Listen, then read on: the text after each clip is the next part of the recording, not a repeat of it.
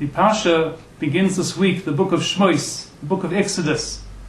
We have finished the book of Genesis, Bereshis, and we're now moving into a whole new realm. The first book, Bereshis, dealt with the formation of the roots, the foundations of the Jewish people.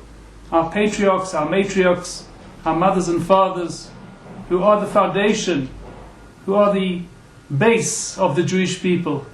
The lives they experienced, the children they gave birth to, the lessons they learnt and teach to us. And at the end of the book we met with the 70 souls, the 70 people who went down to Egypt.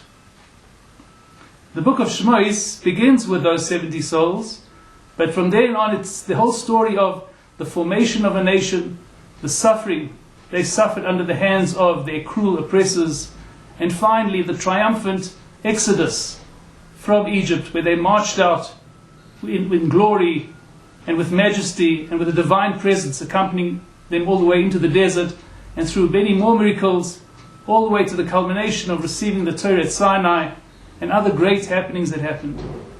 So it's really two very separate works, two separate books. One, the story of families, of the matriarchs and patriarchs, and the other is the story of a nation.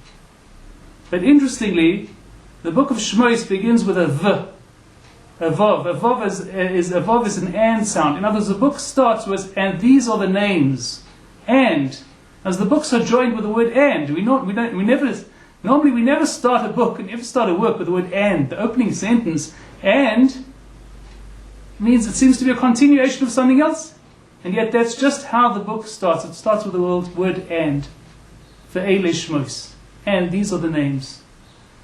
So the commentaries explain that the reason is because the two books are really connected. It's the foundations, it's the fundamentals, it's our patriarchs and matriarchs that are our source, they are our root, and then the Jewish people that spring out of them, that is a continuation of their work.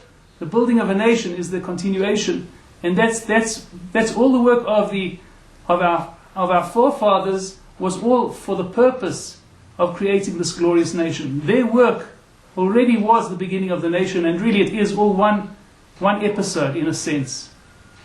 For ourselves also, we can learn this as a lesson for ourselves. In our youth, we're more involved with growing ourselves, building ourselves, learning. We learn all sorts of wonderful ideas, we learn talents and skills, and together with that, especially with Torah living and Torah learning, we learn to develop our character. We learn what it is to be a Torah personality, what it is to have a Torah character. However, we also move, hopefully we all of us move to a second period in our lives. And that's the period when we are conscious of the nation. We're conscious of being part of the nation, and we're conscious of representing the nation and praying for the nation and furthering the nations. When we pray our prayers, we pray in the plural because we pray for the entire nation. This is our greatness. We too have to, in our own growth, we too have to move from being self-centered and self-focused to eventually become nation-focused, working on behalf of the entire nation. This is the next step of our own growth, at whatever age it is, at whatever age we are. This is our next step, to work and to be conscious of living and growing and forwarding prosperity and advancement to the entire Jewish people. We should all merit to get to high levels, and to do great and important work while we are yet in this world.